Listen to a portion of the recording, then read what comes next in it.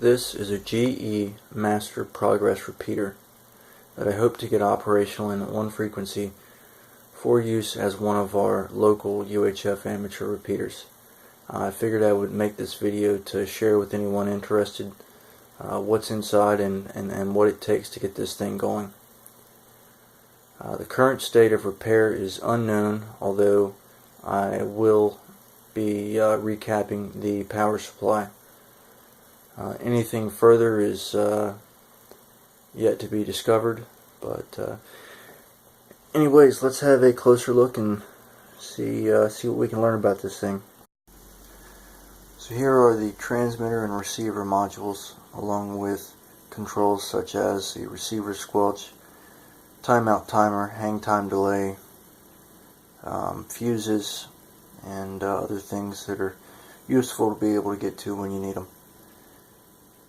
They were kind enough to rack mount these modules on hinges, so pulling them out, servicing them will be not be too difficult, I guess. The receiver, I shouldn't have any problem powering that on the bench. I think it just needs 12 volts and maybe 15 volts. I was looking at the schematic and it looked like those two voltages were necessary. The transmitter, I believe the exciter needs 300 volts, and I don't have an easy way to supply that on the bench, so we might have to test that inside the cabinet once we get the power supply safe.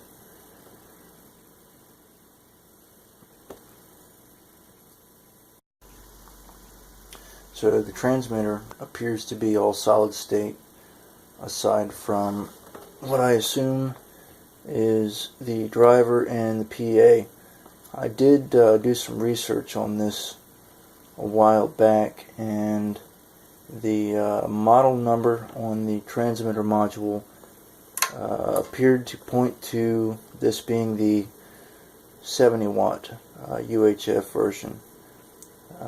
The tag on the back of this thing does say that it was originally for use in the service band at, I think, about 151 megahertz, something like that. But apparently these modules have been swapped out, and someone has set this thing up for use as a UHF repeater, which in my case is just perfect, because that's what we want to do with it anyways.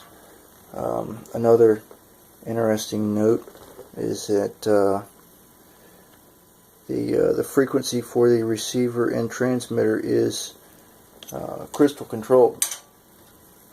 So they work on a fixed frequency that is set by the frequency of these crystals. You can see that someone has hacked this up a little bit, tacking on some series capacitance, I guess, to make whatever crystal they had in their bin work, pull the frequency of it one direction or another. I'm not sure what frequencies this thing was set to work at. It looks like they have scratched 467.675 megahertz into the crystal that was in the transmitter module. So I will have to look into finding the appropriate crystals to get this on frequency for the repeater we want to use this with. But anyways, that is the I guess you could say the business end of this thing, and let's have a look at the other side. So this is the power supply, hopefully where most of the work needs to be done. That is a huge transformer. I think a couple of chokes up there near the top.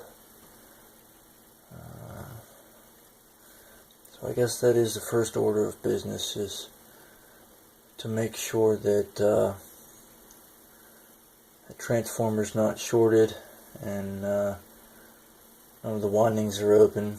Make sure that the chokes are also not shorted or open.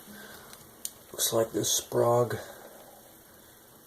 electrolytic cap there has already been cut out of circuit. I wonder how leaky that thing is. I will be testing all of these caps for leakage, and